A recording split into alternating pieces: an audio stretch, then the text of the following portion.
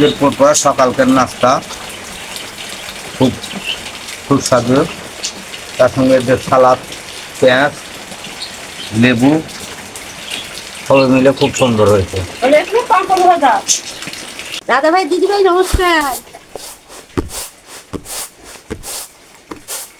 সকালবেলা এই যে বৃষ্টির দিন, আজ খুদে পুরপুরা হবে। সেই বৃষ্টির দিনে খুদে পুরপুরা খাতে অনেক আস্বাদ লাগবে। বোমা রান্না করবে, খাতে অনেক স্বাদ লাগবে। এই যে খুদটা অনেক একবারে আতপ চালের মতো ধবধবা, খুদটা খাতেও ভারী আস্বাদ থাকবে।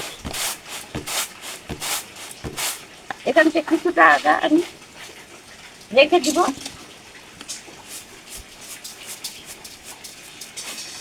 আর এটা ধুয়ে নেব।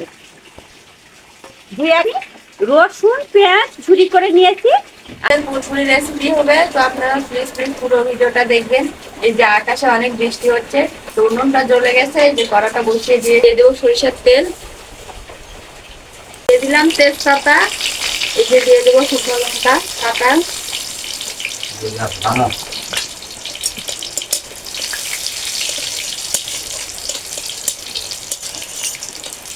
কাঁচা জিরে দেবো পেঁয়াজ কুচি,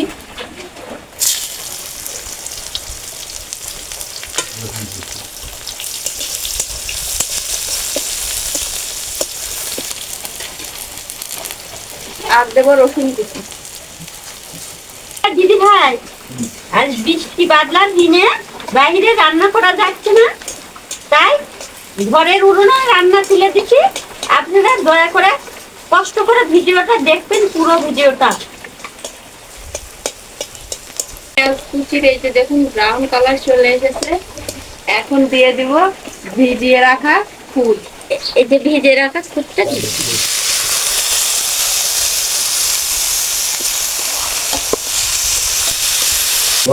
দিয়ে দিব হলুদ গুঁড়ো, দেবো স্বাদ মতো লবণ। মিনিটের মতো এই যে খুদের চালগুলো ভেজে নেব। হয়ে গেছে, জল দিয়ে দেবো।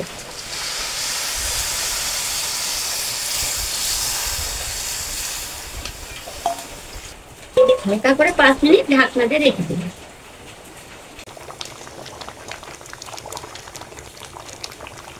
আমি আজ এই খুদের পুরপুরাটা একটু নরম সাইজের করবো। নরম সাইজের করলে পেটের কোনো সমস্যা হবে না। তো নাম কেউ বলে খুদ ভাজা, কেউ বলে খুদ পুরপুরা, কেউ বলে একেই বলে বিরিয়ানি।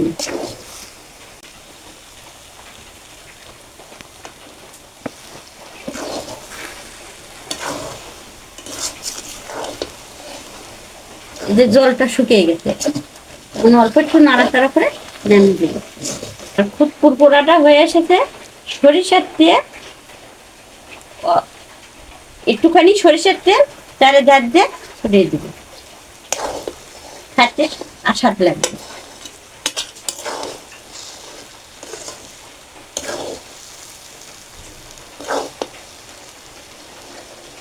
খেতে দিবে। এখন হয়ে গেছে, যাই।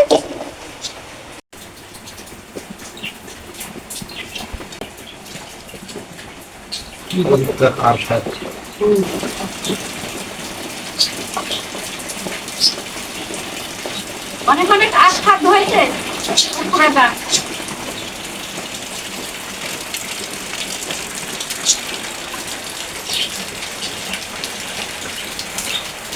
পুজোর পর সকালকার নাস্তা খুব সুস্বাদু।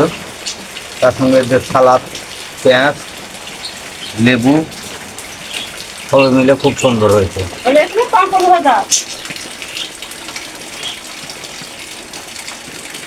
আলুর পাঁপড় বাড়িতে করা অনেক স্বাদ লাগতে থাকে।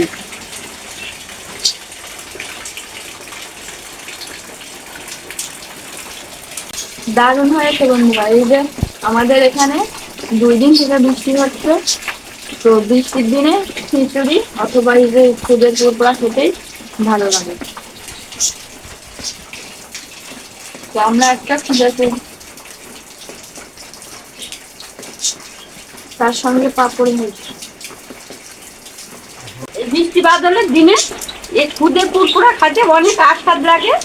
আপনারাও বাসায় ঠিক আমাদের মতোই করে খাবেন, সকালবেলা দেখবেন অনেক ভালো লাগবে। এইরকম করে রান্না করে খাবেন আর সবাই ভালো থাকবেন। ধন্যবাদ। সবাই ভালো থাকবেন, সুস্থ থাকবেন। পরবর্তী রেসিপিতে আবার দেখা হবে। ধন্যবাদ সবাই।